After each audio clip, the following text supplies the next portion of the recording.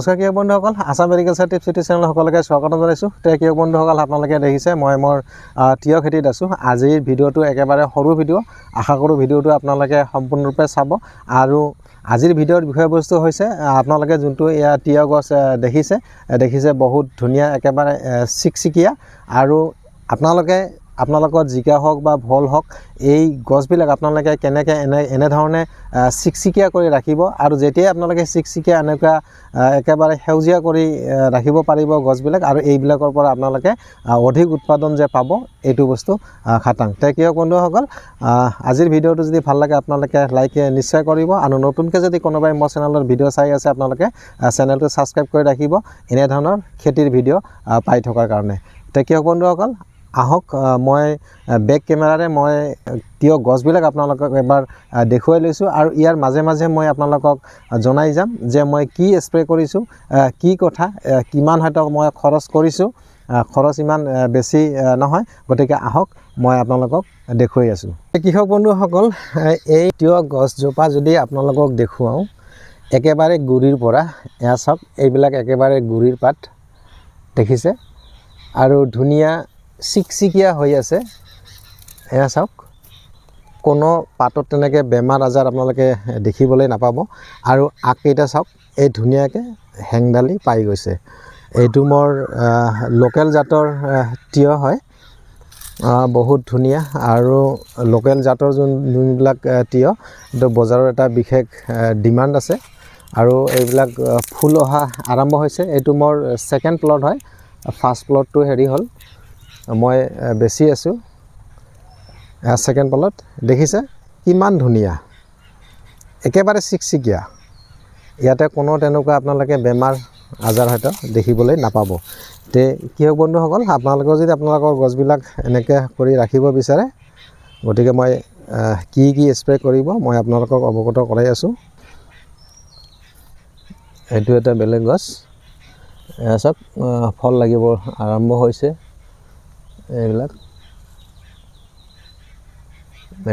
আৰু প্ৰতিটো গছৰ চাওক যোনটো গ্ৰথ, আৰু আগবিলাক চাওক একেবাৰে ধুনীয়া আৰু চিকচিকীয়া প্ৰতিটো গছ। মই যদি এইটো গছ আপোনালোকক দেখুৱাওঁ, এইটো চাওক ঠিক এনেকুৱা, একেবাৰে গুৰিৰ পাতবিলাকো একদম চিকচিকীয়া হৈ আছে, ধুনীয়া হৈ আছে, আৰু তামাম ফুল লাগিছে। আৰু মই বুষ্টাৰ স্প্ৰে কৰিছোঁ, বুষ্টাৰ 3 যোনটো, সেইটো মই স্প্ৰে কৰিছোঁ। আজি 5 দিন হ'ল, গতিকে 7 দিন মূৰত ছেকেণ্ড টাইম স্প্ৰে আৰু এটা কৰি দিম। তাৰপিছতে আকৌ ফুল ফল আহিব। এয়া চাওক ধুনীয়া। কৃষক বন্ধুসকল, এনেকৈ যদি আপোনালোকে আপোনাৰ তিয়হ হওক, জিকা হওক, গছবিলাক যদি চিকচিকীয়াকৈ ৰাখিব বিচাৰে, তেনেহ'লে আপোনালোকে কম খৰচত কিন্তু প্ৰিভেণ্টিভ হিচাপত, প্ৰিভেণ্টিভ মানে যে আপোনালোকে কিন্তু আগৰ পৰাই সতৰ্ক হৈ থাকিব লাগিব, আৰু আগতীয়াকৈ আপোনালোকে স্প্ৰে কৰিব লাগিব। ইয়াতে বেলেগ একো নাই, আপোনালোকে কীটনাশক স্প্ৰে কৰিব লাগিব, আৰু ভেঁকুৰনাশক, আৰু এটা PGR আপোনালোকে স্প্ৰে কৰিব লাগিব, যদি আপোনালোকৰ গছবিলাক এনেকৈ ৰাখিব বিচাৰে। এয়া চাওক একেবাৰে গুৰিৰ পৰা, এই গুৰিৰ পাতকেইটাও চাওক আপোনালোকে, আৰু আগবিলাক যদি চাই, এয়া চাওক ধুনীয়া দেখিছে, গ্ৰথ পূৰা লহপহকৈ বাঢ়ি আছে ওপৰৰ ফালে। এয়া চাওক পাতত কোনো এটা দাগ আপোনালোকে নেদেখিব। চাওক সেউজীয়া মানে একেবাৰে সেউজীয়া।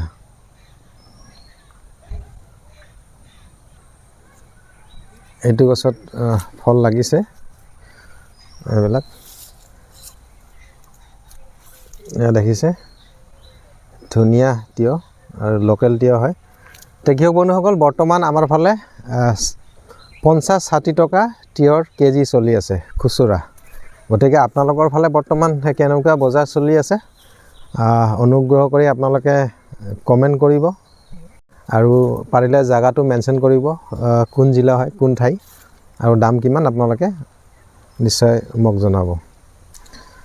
চাওক মই প্ৰথমতে গছবিলাক আপোনালোকক দেখুৱাই দিছোঁ, এবাৰ আপোনালোকেও চাওক, আৰু মই ভাবোঁ আপোনালোকেও এনেকৈ কৰি ৰাখক।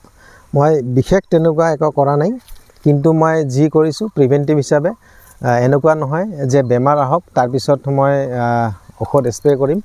এনেকুৱা কৰিলে হয়তো আপোনালোকৰ কিন্তু এনেকুৱা গছ নহ'ব বা আপোনালোকে এনেকুৱা গছবিলাক কৰি ৰাখিব নোৱাৰিব। এয়া চাওক, একেবাৰে ধুনীয়া পাতবিলাক, গুৰিৰ পাতবিলাকো একেবাৰে চিকচিকীয়া সেউজীয়া একেবাৰে। তো কি হওক বন্ধুসকল, ভিডিঅ'টো বেছি দীঘল নকৰোঁ, মূল কথালৈ আহোঁ। মূল কথাটো হৈছে আপোনালোকে বেলেগ ফাংগিচাইড ইউজ কৰিব নালাগে। অলপ ভাল দামৰ, ইমান বেছিও নহয়, আপোনালোকে এমিষ্টাৰ টপ, মই স্ক্ৰীনত দিছোঁ, এমিষ্টাৰ টপ প্ৰতি লিটাৰ পানীত আপোনালোকে 1 ml মিহলাই আপোনালোকে স্প্ৰে কৰিব 10 দিন মূৰে মূৰে। তেতিয়া দেখিব যে আপোনালোকৰ তিয়ঁহৰ গছবিলাক মোৰ যেনেকুৱা হৈছে, চাওক পূৰা একেবাৰে গ্ৰীণ সেউজীয়া এনেকৈ হৈ থাকিব, কোনো বেমাৰ আজাৰ নালাগিব। কিন্তু আপোনালোকে আগতীয়াকৈ স্প্ৰে কৰি থাকিব লাগিব। এমিষ্টাৰ টপ প্ৰতি লিটাৰ পানীত 1 ml মিহলাই আপোনালোকে স্প্ৰে কৰিব 10 দিন বা 12 দিন মূৰে মূৰে। ইয়াৰ গুণটো হৈছে কৃষক বন্ধুসকল, এমিষ্টাৰ টপ এটা ব্ৰড স্পেক্ট্ৰাম ফাংগিচাইড, তাৰমানে বহুমুখী ক্ৰিয়া কৰা বা বহুত ধৰণৰ ফাংগাছ একেলগে মাৰিব পৰা সেইটো এটা ভেঁকুৰনাশক। গতিকে এইটো স্প্ৰে কৰিলে আৰু আপুনি চিন্তা কৰিব নালাগে ডাউনি মিল্ডিউৰ কাৰণে বা আপোনাৰ ব্লাইডৰ কাৰণে বা বেলেগ তেনেকুৱা বেমাৰৰ কাৰণে আপোনালোকে বেলেগ স্প্ৰে কৰি থাকিব নালাগে। এইটো স্প্ৰে কৰিলে বহু ধৰণৰ বহুমুখী কাম হৈ যাব আপোনালোকৰ। এয়া দেখিছে একেবাৰে গুৰিৰ পাত, এইটো চাওক গুৰি, আৰু গুৰিৰ পাতবিলাকো চাওক একেবাৰে সেউজীয়া। তে সেইটো হ'ল ফাংগিচাইড, আপোনালোকে ফাংগিচাইড স্প্ৰে কৰিব, কিন্তু 10-12 দিন মূৰে মূৰে। আৰু এতিয়া কীটনাশকৰ কথালৈ আহোঁ। কীটনাশক আপোনালোকে বহুত বেছি দামী কীটনাশক স্প্ৰে কৰিব নালাগে। কীটনাশক হিচাপে আপোনালোকে স্প্ৰে কৰিব একতাৰা, থাইমেথাক্সাম, ইয়াতে আছে থাইমেথাক্সাম একতাৰা। এই একতাৰা আপোনালোকে এইবিলাক 20 টকীয়া পাউচ পায়, এইবিলাক আপোনালোকে 15 লিটাৰ পানীত দি আপোনালোকে স্প্ৰে কৰিব। এনেকৈ যদি আপোনালোকে এবাৰ থাইমেথাক্সাম বা একতাৰা দিলে আৰু নেক্সট স্প্ৰেত আপোনালোকে কিন্তু কি কৰিব, আপোনালোকে টেকনিকেলটো চেঞ্জ কৰিব, আপোনালোকে হয়তো ইক্কা দিব। ইক্কা ইয়াতে এচিটামিপ্ৰিড আছে, গতিকে আপোনালোকে ইক্কা স্প্ৰে কৰিব। কিন্তু কেতিয়া কৰিব, এই যোনটো আপোনালোকে এমিষ্টাৰ টপ ব্যৱহাৰ কৰিব, এই এমিষ্টাৰ টপৰ লগত আপোনালোকে সেইখিনি একেলগে স্প্ৰে কৰিব পাৰিব। আপোনালোকে বাৰে বাৰে স্প্ৰে কৰি থকাৰ দৰকাৰ নাই। তে এবাৰ আপোনালোকে কৰিলে থাইমেথাক্সাম, একতাৰা কৰিলে, ছেকেণ্ড টাইম আপোনালোকে কি কৰিলে, ফাংগিচাইড এটাই থাকিলে এমিষ্টাৰ টপ, ইয়াৰ লগত অকল পোক মৰা দৰৱটো আপোনালোকে চেঞ্জ কৰিব। এবাৰ মাৰিব একতাৰা, এবাৰ মাৰিব ইক্কা, আৰু এবাৰ মাৰিব আপোনালোকে ইমিডাক্ল'পিড। এডমায়াৰ হিচাপে আপোনালোকে পাই যাব, বা যদি লিকুইডটো লৈ আপোনালোকে কনফিডাৰ হিচাপে পাই যাব। এইটো কনফিডাৰ যদি লয় প্ৰতি লিটাৰ পানীত 1/2 ml মিহলাই, আৰু ইক্কাও ঠিক তেনেকুৱাই 1/2 গ্ৰাম, যেনেকৈ আপোনালোকে একতাৰা কৰিব এই ইক্কাও কৰিব। গতিকে আপোনালোকে এনেকৈ স্প্ৰে কৰক, দেখিব যে আপোনালোকৰ জিকা হওক বা ভোল হওক এই গছবিলাকত কোনো বেমাৰ নালাগিব আৰু মোৰ দৰে একেবাৰে চিকচিকীয়া হৈ থাকিব। আৰু এটা বস্তু আপোনালোকে স্প্ৰে কৰিব লাগিব যদি গছবিলাক আপোনালোকে এনেধৰণে চিকচিকীয়া কৰি ৰাখিব বিচাৰে, এইটো হৈছে যেতিয়া গছবিলাক আপোনাৰ অলপ ডাঙৰ হ'ব, হয়তো 4-5 পাত 6 পাত এনেকৈ হ'ব, সেইখিনি সময়ৰ পৰা আপোনালোকে কি কৰিব, পিজিআৰ আপোনালোকে স্প্ৰে কৰিব। পিজিআৰ হিচাপে মই কৰোঁ ইছাবিয়ন আৰু অল ইন গোল্ড। ইছাবিয়ন নহ'লে অল ইন গোল্ড আপোনালোকে স্প্ৰে কৰিব, 10 দিন মূৰে মূৰে কৰক, চাব আপোনাৰ গছবিলাক এনেকৈ ধুনীয়া চিকচিকীয়া হৈ থাকিব। গতিকে কৃষক বন্ধুসকল, বিশেষ একো নাই, আজিৰ ভিডিঅ'ত এইখিনি মই তথ্য দিলোঁ। একেবাৰে কম খৰচত আপোনালোকৰ জিকাই হওক, তিয়হ হওক, ভোল হওক, এই গছবিলাক আপোনালোকে এনেকৈ চিকচিকীয়া কৰি ৰাখক।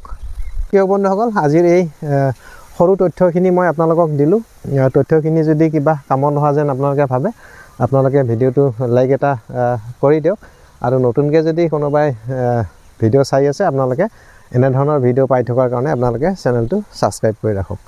এতিয়া কি হওক বন্ধুসকল আজিলৈ ভিডিঅ'টো ইমানে ধন্যবাদ।